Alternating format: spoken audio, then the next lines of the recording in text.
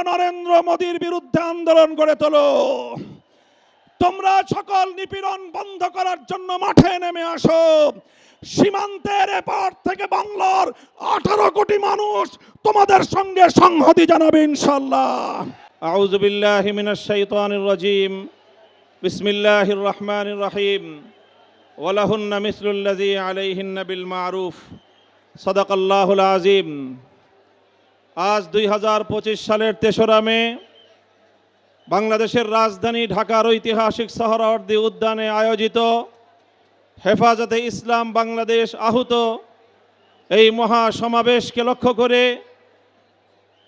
আমি সর্বপ্রথম স্মরণ করতে চাই ওই সকল বীর শহীদানদেরকে। শাপলা থেকে 2024-এর জুলাই বিপ্লব পর্যন্ত রক্তে রাঙা যেই পথ পাড়ি দিয়ে বাংলাদেশ 2024-এর 5ই আগস্ট দ্বিতীয়বারের মতো স্বাধীনতা অর্জন করেছে। সেই স্বাধীন বাংলার মাটিতে দাঁড়িয়ে আমরা শপথে বাণী উচ্চারণ করতে চাই, রক্ত দিয়ে স্বাধীনতা এনেছি, প্রয়োজনে রক্ত দিয়ে সেই স্বাধীনতা আমরা রক্ষা করব ইনশাআল্লাহ। স্বাধীন বাংলার মাটিতে দাঁড়িয়ে আমরা বলতে চাই, নারী সংস্কারের নামে আল্লাহর কোরআনকে, ইসলামকে যে কটাক্ষ করা হয়েছে, ধর্মীয় উত্তরাধিকার বিধান, পারিবারিক বিধানকে নারী পুরুষের মধ্যে বৈষম্যের প্রধান কারণ বলে আখ্যায়িত করে বিতর্কিত নারী বিষয়ক কমিশন এদেশের সংখ্যাগরিষ্ঠ মানুষের ধর্মীয় অনুভূতিতে আঘাত প্রদান করেছে। ধর্মীয় অনুভূতিতে আঘাত প্রদান করবার অপরাধে তাদের বিরুদ্ধে আমরা রাষ্ট্রের শাস্তিমূলক ব্যবস্থা দেখতে চাই।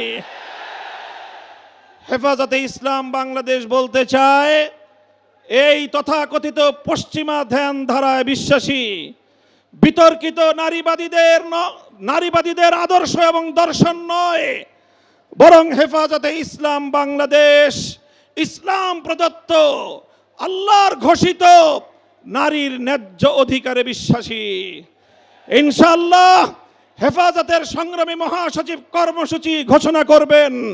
সারা বাংলাদেশ জুড়ে হেফাজতের নেতা কর্মীদেরকে আগামী মাসগুলোতে গোটা বাংলাদেশ জুড়ে নারীর ন্যায্য অধিকার আদায়ের জন্য মাঠে নামতে হবে, মাঠে নামতে হবে। আমরা পরিষ্কার ভাষায় বলি, বাংলাদেশের স্বাধীনতার 53 বছরের মাথায় এসে সংবিধান সহ রাষ্ট্রের ব্যাপক সংস্কার কার্যক্রম শুরু হয়েছে। এই সংস্কার কার্যক্রম চলাকালীন সময়ে বহুত্ববাদের মতো এই বিতর্কিত একত্ববাদ বিরোধী কোনো কনসেপ্ট বাংলার মানুষ গ্রহণ করবে না। আমরা সংবিধানে আল্লাহর উপর অবিচল আস্থা এবং বিশ্বাসকে পুনর্বহালের দাবি করেছি। এই দাবি বাস্তবায়নের জন্য আগামী দিনে হেফাজতে ইসলাম বাংলাদেশ কঠোর কোন সিদ্ধান্ত নিতে হলে হেফাজত সেই সিদ্ধান্ত নেবে ইনশাআল্লাহ। আমরা পরিষ্কার ভাষায় বলি, ডক্টর ইউনূস সাহেবের সাথে হেফাজতের কেন্দ্রীয় নেতৃবৃন্দ অনেকবার সাক্ষাৎ করে বিনয়ের সঙ্গে আবেদন করেছি, আমাদের বিরুদ্ধে ফ্যাসিবাদী আমলে দায়েরকৃত মিথ্যা মামলাগুলো প্রত্যাহার করেন। কিন্তু কেন যেন মনে হচ্ছে আমাদের সোজা আঙ্গুলে বুঝি ঘি উঠবে না। প্রফেসর ডক্টর ইউনূস সাহেব, আপনি কি সে কথা ভুলে গিয়েছেন? এই সেদিনও আদালতের পাড়ায় আপনি আমাদের সঙ্গে পাড়ায় পাড়ায় ঘুরতেন, আদালতের অলিতে গলিতে ঘুরতেন। আমরা পরিষ্কার ভাষায় বলছি, আগামী 2 মাসের মধ্যে যদি হেফাজতে ইসলামের বিরুদ্ধে দায়েরকৃত মামলাগুলো প্রত্যাহার না হয়, হেফাজতে ইসলাম বাংলাদেশ সে মামলা বাতিল করার জন্য যা করতে হয় তাই করবে, তাই করবে ইনশাআল্লাহ।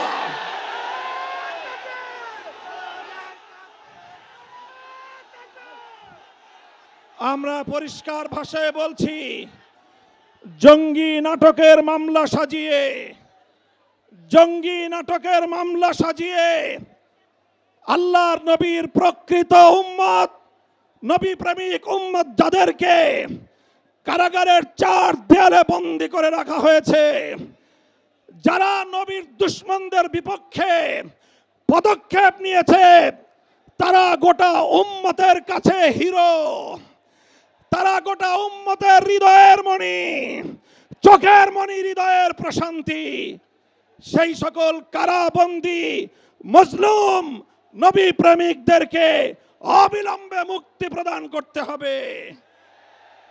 আমরা বলছি, আমরা ফিলিস্তিন ইস্যুতে গাজাবাসীর পক্ষে, জায়নবাদী ইসরায়েলের আগ্রাসন এবং গণহত্যার বিরুদ্ধে গোটা বিশ্ববাসীর সঙ্গে আমরা সহমত। বাংলাদেশের মাননীয় সরকার প্রধান উপদেষ্টাকে আমরা বলি, আপনি আন্তর্জাতিক ব্যক্তিত্ব, বিশ্ব অঙ্গনে আপনি গাজাবাসীর পক্ষে ভূমিকা পালন করুন। সারা দুনিয়ার মানুষ গাজাবাসীর পক্ষে দাঁড়িয়েছে। সুদূর এই সবুজ বাংলার চত্বর থেকে আমরাও সংহতি জানিয়েছি, কিন্তু আমাদের এর চেয়ে আরো বড় দায়িত্ব এবং কর্তব্য দাঁড়িয়েছে আজ আমাদের প্রতিবেশী রাষ্ট্র ভারতের মুসলমানদের পক্ষে আওয়াজ উচ্চারণ করা, তাদের পাশে দাঁড়ানো।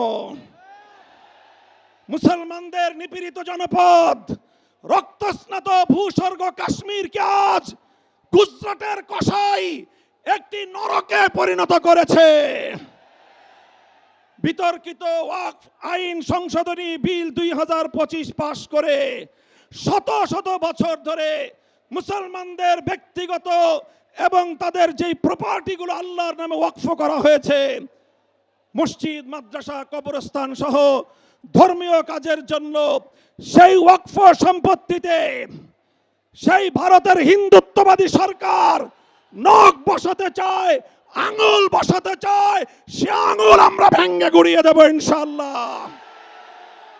আজ হেফাজতের এই গণসমুদ্র থেকে আমি ভারতের নিপীড়িত, নির্যাতিত মজলুম মুসলমানদেরকে আহ্বান জানিয়ে তাদেরকে আমরা আশ্বস্ত করতে চাই, ভারত জুড়ে তোমরা নরেন্দ্র মোদীর বিরুদ্ধে আন্দোলন গড়ে তোলো। তোমরা সকল নিপীড়ন বন্ধ করার জন্য মাঠে নেমে আসো। সীমান্তের এপার থেকে বাংলার 18 কোটি মানুষ তোমাদের সঙ্গে সংহতি জানাবে ইনশাআল্লাহ। সংগ্রামী সাথী ও বন্ধুগণ, প্রফেসর ডক্টর ইউনূস সাহেব এবং অন্তর্বর্তীকালীন সরকারকে আমরা একটা বার্তা দিয়ে দিতে চাই। মনে রাখবেন, 71 সালে এদেশের মুক্তিযোদ্ধারা বলেছিল, আমরা পিন্ডির গোলামির জিঞ্জির ছিন্ন করেছি, দিল্লির গোলামি করবার জন্য নয়। আজ 2024-এর জুলাইয়ের স্বাধীনতা সংগ্রামের পর আমি বলতে চাই, আমরা দিল্লির দাসত্বের শৃঙ্খল থেকে মুক্ত হয়েছি, নিউ ইয়র্কের গোলামি করবার জন্য নয়। যদি বাংলাদেশকে ওয়াশিংটনের দাস পরিণত করবার কোনো পায়তারা করা হয়, আর যদি হিউম্যানিটারিয়ান করিডোরের নামে আমার বাংলাদেশের বুকের উপর দিয়ে যদি বাংলাদেশের সার্বভৌমত্ব, স্বাধীনতা হরণ করবার জন্য, আমার স্বাধীন জনপদের 1 ইঞ্চি মাটি কেড়ে নেওয়ার জন্য যদি এই অপতৎপরতা চালানো হয়, চলমান এই অপতৎপরতা যদি বন্ধ না করা হয়, তবে আমি সারা দেশের দেশ প্রেমিক জনতাকে উদাত্ত আহ্বান জানাবো, যুদ্ধের প্রস্তুতি নাও, দেশের জন্য যুদ্ধের প্রস্তুতি নাও।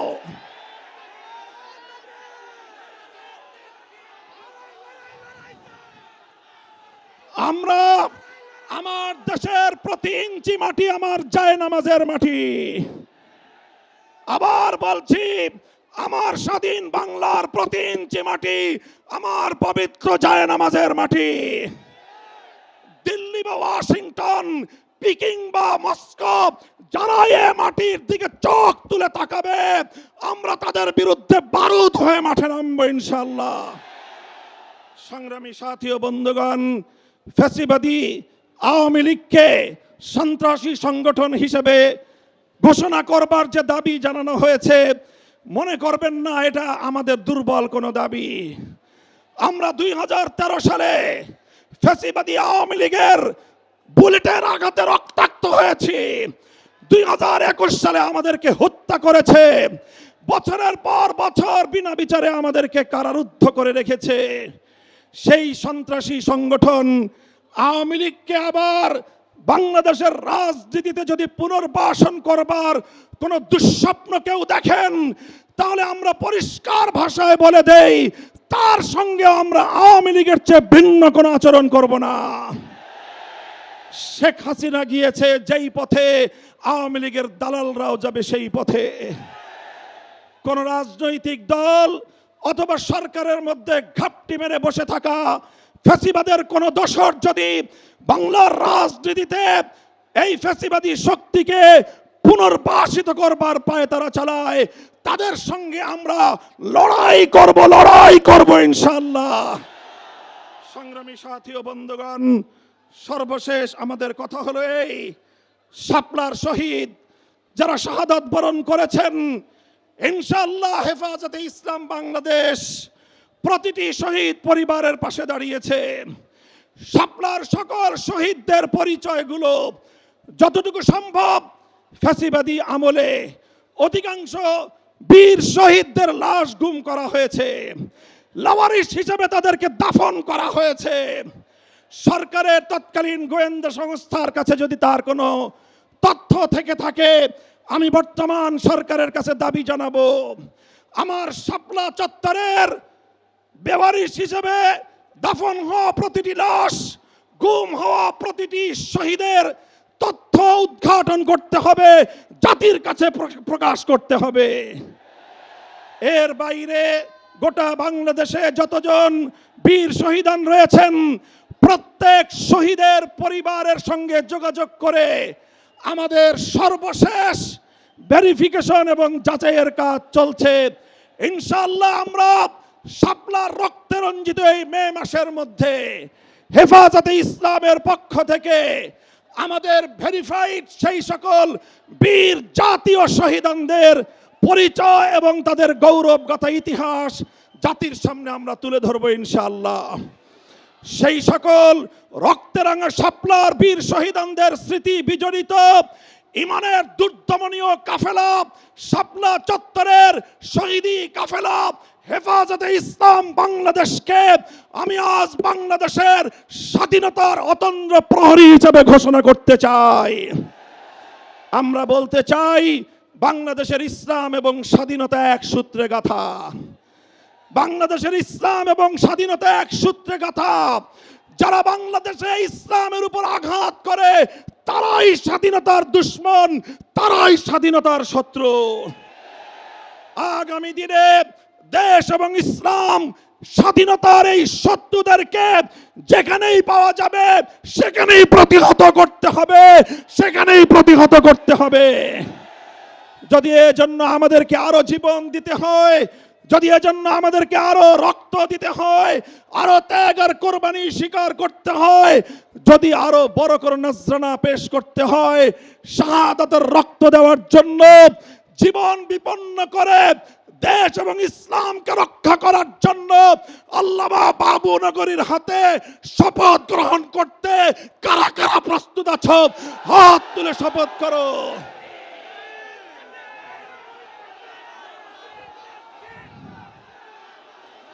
ইনশাআল্লাহ, ইনশাআল্লাহ আমার জায়নামাজের মাটি, বাংলাদেশের প্রতি ইঞ্চি মাটি সংরক্ষিত থাকবে।